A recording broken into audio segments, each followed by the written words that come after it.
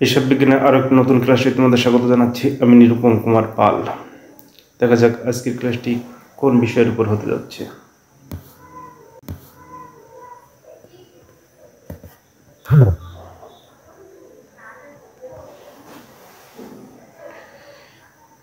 হ্যাঁ, এটা হিসাব বিজ্ঞান দ্বিতীয় পত্রের মজুরি ও বেতন বিবরণীর উপর আজকের ক্লাসটি অনুষ্ঠিত হতে যাচ্ছে। একটু খেয়াল করো,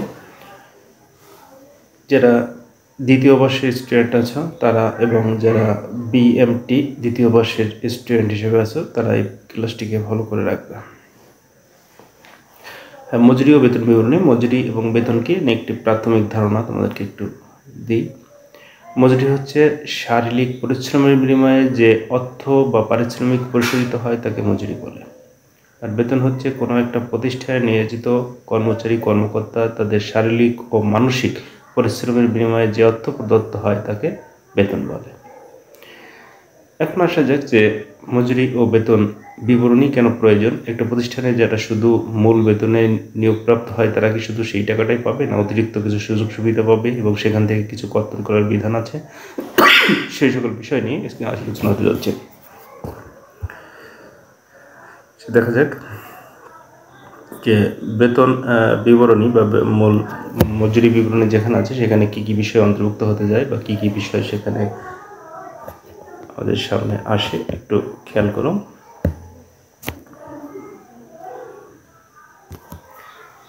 মূল মজুরি বা বেতন, অতিরিক্ত সময়ের মজুরি, বাড়ি ভাড়া, মহার্ঘ ভাতা, চিকিৎসা ভাতা, যাতায়াত ভাতা, প্রভিডেন্ট ফান্ডে নিয়োগকর্তার দান, অন্যান্য ভাতা যদি থাকে সেগুলো আসবে।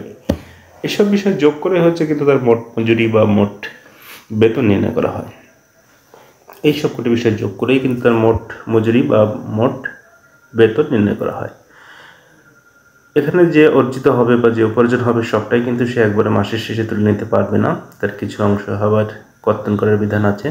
ভবিষ্যতের কোনো সমস্যাগ্রস্ত হলো কিনা, ভবিষ্যতের কোনো অসুবিধার সম্মুখীন হতে পারে বা কী কী কারণে আমাদের কিন্তু কিছু টাকা কর্তন করার বিধান আছে। দেখা যাক কী কী টাকা কর্তন করার বিধান রয়েছে।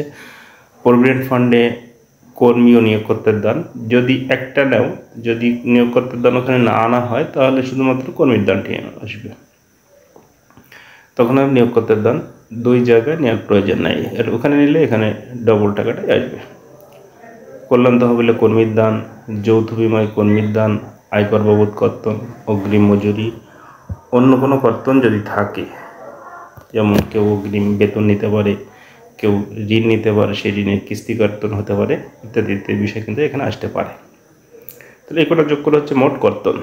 মোট উপার্জন থেকে মোট কর্তন বাদ দিলেই হচ্ছে কিন্তু নিট বেতন বা নিট মজুরি। এবার একটা প্র্যাকটিস অঙ্কে আমরা আসতে পারি।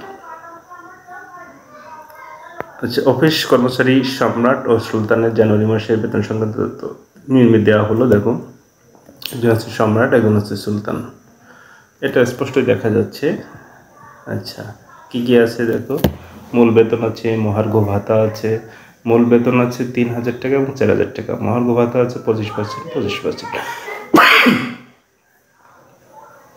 সরি, চিকিৎসা ভাতা আছে 40%, 35%, একজনে এক এক রকম দেখা যাচ্ছে এখানে। না সরি, বাড়ি ভাড়া আছে 40%, 35%, চিকিৎসা ভাতা আছে 150 টাকা, 150 টাকা, ওভারটাইম 20 ঘন্টা, 11 ঘন্টা, প্রভিডেন্ট ফান্ডে চাঁদা মূল বেতনের 10%, 10%, যৌথ বিমা তহবিলে চাঁদা মূল বেতনের 2%, 2%, কল্যাণ তহবিলে চাঁদা আছে মূল বেতনের 1.5%, 1.5%, 1.5% বা শতাংশ যেটাই বলি না কেন। আয়কর আছে মূল বেতনের 5%, 5%। হন্ডা ক্রয়ের দিন 120 টাকা, আর একটাই নাই, একজনের নাই। কার আছে? সম্রাটের আছে, সুলতানের নাই। এবার আসলে দেখি কী করতে বলেছে। উক্ত মাসের স্বাভাবিক কর্মঘণ্টা ছিল 200 ঘন্টা। ওভারটাইমের জন্য মূল বেতনের দ্বিগুণ হারে তারা ভাতা দেওয়া হবে তাদের। উপযুক্ত উদ্দীপক থেকে ঘন্টা প্রতি মূল বেতনের পরিমাণ নির্ণয় করো। উপযুক্ত উদ্দীপক থেকে ওভারটাইমের পরিমাণ নির্ণয় করো। উপযুক্ত উদ্দীপক থেকে নিট বেতনের পরিমাণ নির্ণয় করো। যারা একাদশ দ্বাদশ বলতে এখানে সেকেন্ড ইয়ারে যারা আছে তাদের কিন্তু এই তিনটা অপশনই ফুলফিল করতে হবে। কিন্তু যারা বিএমটি শাখায় আছে তাদের কিন্তু বেতন বিবরণী প্রস্তুত করতে হবে। এবার আসা যাক ক নম্বরে কি বলছে যে ঘন্টা প্রতি বেতন কত টাকা আছে। এছাড়াও কিন্তু এই দুইটা জিনিস আমাদের প্রয়োজন আছে। কখন প্রয়োজন আছে? ওভারটাইম যখন ক্যালকুলেশন করবো তখন কিন্তু আমাদের এটা লাগবে। ঘন্টা প্রতি বেতন কেমন? মাসিক বেতন ভাগ হচ্ছে মাসিক কর্মঘণ্টা। সম্রাট যিনি আছেন ওরা 3000 টাকা ছিল, এখানে দেখতে পাচ্ছ 3000 টাকা।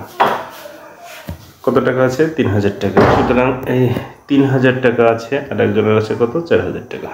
3000 টাকা সম্রাট, সুলতান আছে 4000 টাকা।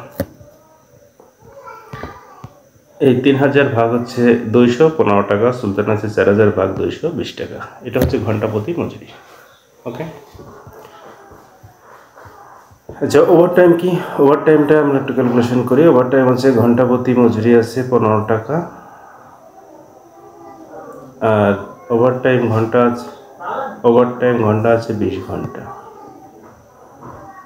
ওভারটাইমের জন্য দ্বিগুণ হারে ভাতা দেওয়া হবে। ওভারটাইমের জন্য দ্বিগুণ হারে দেওয়া হবে। স্বাভাবিক কত?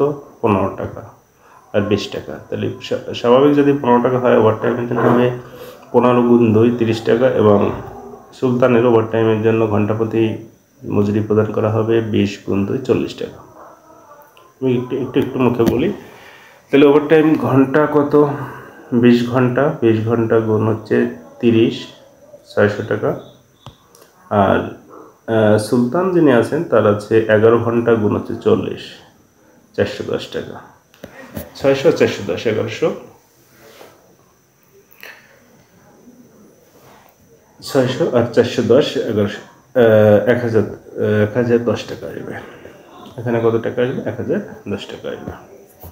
ওকে, এবার গ নম্বর আসে যে মূল যে কাজটি, সেটাই কিন্তু আমরা এখন করতে যাচ্ছি। মূল কাজটি আছে বেতন ও মজুরি বিবরণী প্রস্তুত করার কথা বলা হয়েছে। একটু দেখো, খেয়াল করে, এখানে একটু ভালো করে খেয়াল করো। আমরা একটু এইখান থেকেই যাই। মূল বেতন সম্রাট আছে 3000 আর সুলতান আছে 4000, মোট হলো 7000 টাকা। মহার্ঘ ভাতা 750 টাকা। এটা কীভাবে হবে?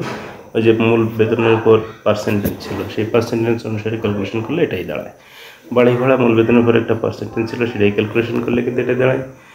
চিকিৎসা ভাতা এটা নির্দিষ্ট করে দেওয়াই ছিল, সেটাই দাঁড়াচ্ছে। ওভারটাইম এই 600 আর 440, এটা একটু আগে কিন্তু মুখে মুখে ক্যালকুলেশন করেছি, সেই অ্যামাউন্টটা কিন্তু এখানে আসছে।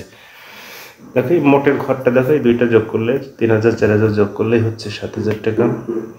750 আর 1000 যোগ করলে 1750 টাকা।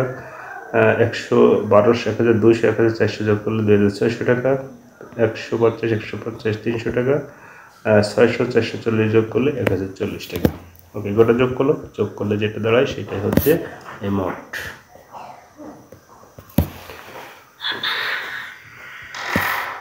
এখান থেকে কর্তন কী আছে? প্রভিডেন্ট ফান্ডে কর্তন আছে, যৌথ বিমাতে কর্তন আছে, কল্যাণ তহবিল আছে, আয়কর আছে, ঋণ আছে। এই কর্তন সমূহ যোগ করলে মোট কর্তন। মোট উপার্জন থেকে মোট কর্তন বাদ দিলেই থাকবে নিট বেতন। নিট বেতন হচ্ছে এই যেখানে চলে আসছে 5160, 4430, 11590 মোট। আশা করি এই পর্যন্ত তোমরা ভালোভাবে